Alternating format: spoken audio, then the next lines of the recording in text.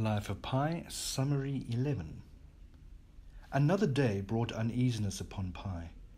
The sudden realization of the great loss and danger slammed his spirit. He was not the only one suffering. Orangutans seemed to share the same feeling of tragedy as she was bearing an expression of mourning. On the other hand, the hyena, with its bestial ignorance of feelings, having nothing but the urge to fulfill its needs, continued eating zebra. Poor zebra was half dead, too weak to defend itself. It was not reacting to hyena's snorting and squealing while tearing the skin, spilling its belly. Both Pi and orangutan were overwhelmed with the scene of horror. While Pi was highly shaken by the torment of the innocent animal, orangutan expressed its rage by sudden roaring. She looked impressive with her wide shoulders and open jaws. Hyena was startled by the sudden outburst and replied with the same hostile roar. Although Pi thought that things could not get any worse, they actually did. As the blood from the zebra's body was pouring on the boards, sharks came and started knocking on the boat. This sound additionally distressed the animals on board, which became even more aggressive towards each other. However, the aggression did not escalate. Hyena retreated behind the zebra's body, and after a while, everything was calm again. Increased aggression and another sunset without rescuers in sight pushed Pi to the limits of his psychological endurance.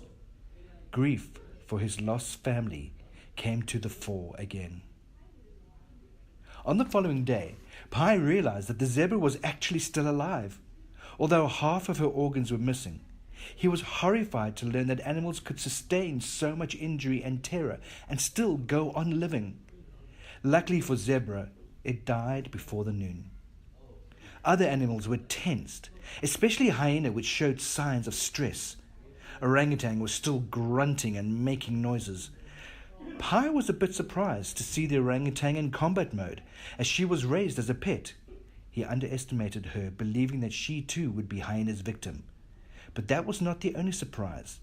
As he looked down, he noticed Richard Parker beneath the bench. He was on the boat the entire time. Chapter 48 opens with the explanation of how Richard Parker got his name.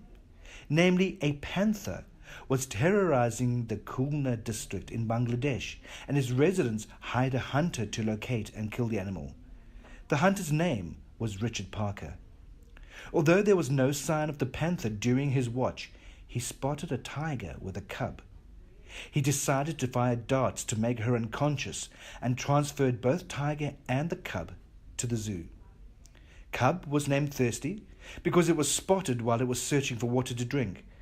However, papers were filed inaccurately stating that Hunter's first name was Thirsty, last name none given, while the cub's name was Richard Parker.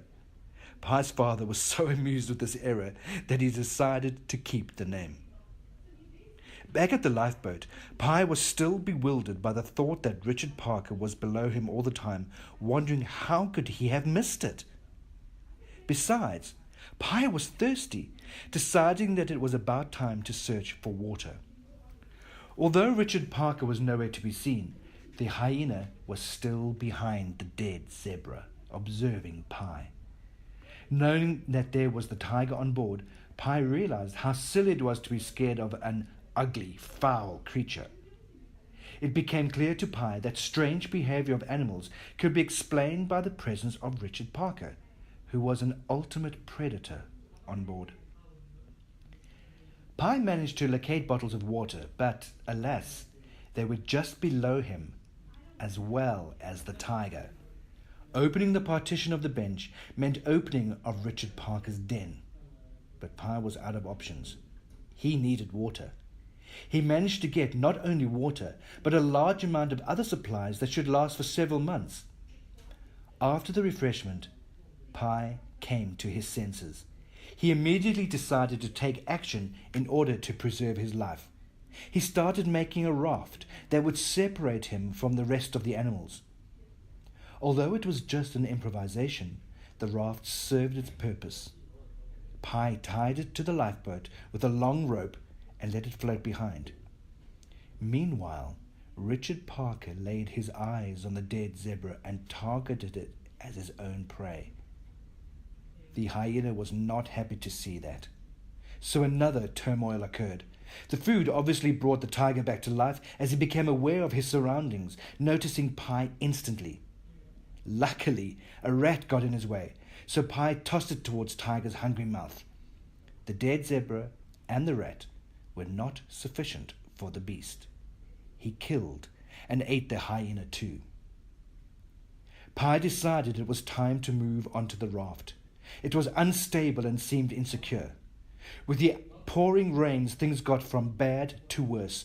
Not just that Pi was unable to sleep and got soaking wet, but also he became tensed with the idea of having his raft untied from the lifeboat.